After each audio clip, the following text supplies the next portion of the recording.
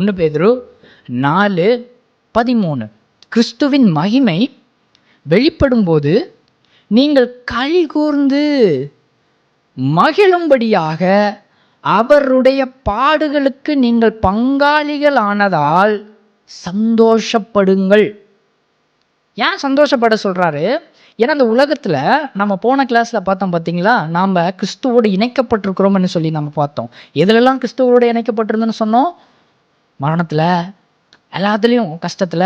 உண்மையா நம்ம வாழணும் அப்படின்னா எல்லா விஷயத்துலையும் இயேசு எப்படி கஷ்டப்பட்டாரோ அதே மாதிரி நாமளும் கஷ்டப்பட வேண்டியது இருக்கும் அப்படின்னு நம்ம சொல்லியிருந்தோம்ல. அப்போ அப்படி நம்ம வாழும்போது இந்த உலகத்துல நம்ம கஷ்டத்தோடு வாழணும். கிறிஸ்துவோடு இணைந்து அப்படி நம்ம பாடுபட்டவர்களா இருந்தோம். ஸோ எப்படா இந்த கஷ்டம்லாம் தீரப்போகுது அப்படின்லாம் நம்ம நினைக்கிறோம். எப்படா நம்மளுக்கு இந்த பாடு போக போகுது அப்படின்னு நம்ம நினைக்கிறோம் கஷ்டப்படும் போது. அப்போது அந்த விஷயம் மகிமையடைதல் நமக்கு அது வரும்போது என்னன்னு சொல்லுது பாருங்க. நீங்கள் ஏன் சந்தோஷப்படுங்கன்னு சொல்கிறாரு? கிறிஸ்துவின் மகிமை வெளிப்படும் போது நீங்கள் களி கூர்ந்து மகிழும்படியாக அவருடைய பாடுகளுக்கு நீங்கள் என்னமா இருந்தீங்க உலகத்தில். நீங்கள் இணைஞ்சிருந்தீங்க பார்த்தீங்களா கிறிஸ்துவோடு. எப்படி கிறிஸ்து பாடுபட்டாரோ அதே போல் நீங்களும் அவருக்காக நீங்கள் பாடுபட்டீங்கல்ல.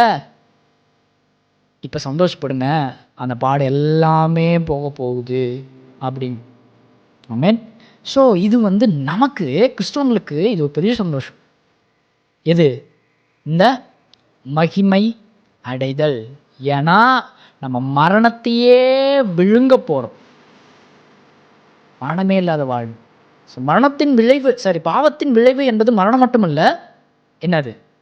நோய்,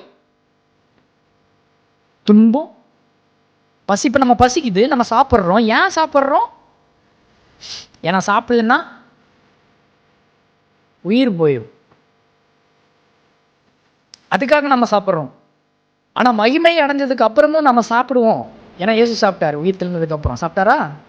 சாப்பிட்டாரு. ஆனால் அப்போ சாப்பிட்ற சாப்பாடு வேற. ஏன்னா அப்போ நம்ம உயிர் வாழணுன்றதுக்காக சாப்பிட மாட்டோம்.